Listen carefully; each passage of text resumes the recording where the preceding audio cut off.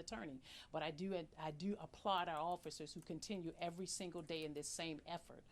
But there has to be some kind of relief, and there has to be a clear message to members and community that we're not going to continue to tolerate this. And there has to be a juvenile justice system and a justice system that are going to hold these folks accountable. Do you back the judge's request to the council that they rescind those 3 particular pieces of legislation? Now you know I'm not a politician, What and my position as the chief of police is to always to remain apolitical. Any legislation that is proposed by Mayor Bowser, clearly I support the mayor's presentation to the council.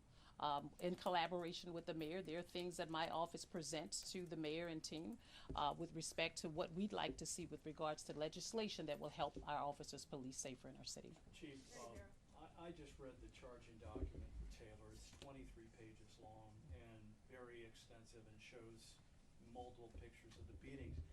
But what's extraordinary is that Taylor was arrested hours after Korstein was beat up, and his photo was taken. And that seems to have been the key to the case here. I don't know if Commander Kendish wants to talk about it, but how long did it take to connect Taylor with that photograph of that arrest with all of the surveillance photos that you had and video that you had to finally, because it looks to me as if it was his clothing and his face, obviously, that connected the dots. And Paul, I appreciate you for asking that question. As you know, all of that is a part of the investigation, and that's what the judge and her team will present in court, the timeline and how those things panned out. Can you talk about the work that the detectives did on that? Well, I think the detectives have done an extensive work. I think Judge Pirro has said they've worked tirelessly. I've said they have worked tirelessly. And in the question that the Washington Post reporter asked was that, are there others? We will continue to work and throw everything that we have at this particular, in all of our cases. This isn't just as you notice, we have this case, we have that case. They're working this entire case.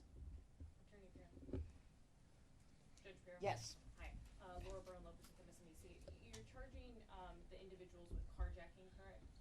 That's part of the charges? Yes. And so I'm just Attempted curious, carjacking. Attempted carjacking, thank you. But President Trump said last week that he was disappointed that you were disappointed with the sentencing of the other individuals that were... Of the 15-year-olds Yes. by the family court? Yes. Well, without even asking you to be specific, we have long believed that it's time to lower the age of criminal responsibility.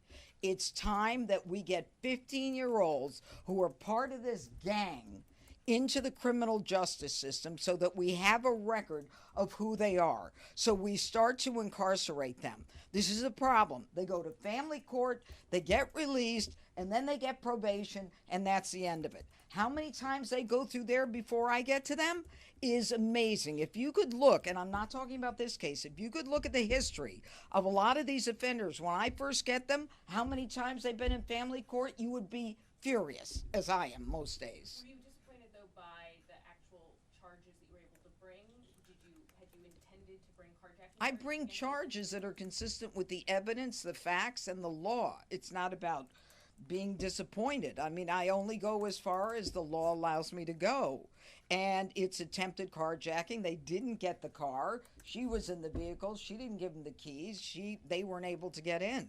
But, I mean, this is an attempt to robbery 1, along with the assault in pursuance of a robbery. I mean, this is assault with the intent to commit a robbery. These are serious crimes, 15 years for each. Related to this, last week, did you fire a prosecutor in your office, Liz Alloy, and did it have anything to do with the Ed Korstein case? I don't talk about personnel issues in a press conference. Okay, thank you. What Can else? you tell us where these two are? I know Taylor went through court, Superior Court already. When was Taylor arrested, and where is Powell? Is he in Maryland? No, they're both, where are they? They're both detained. They're in.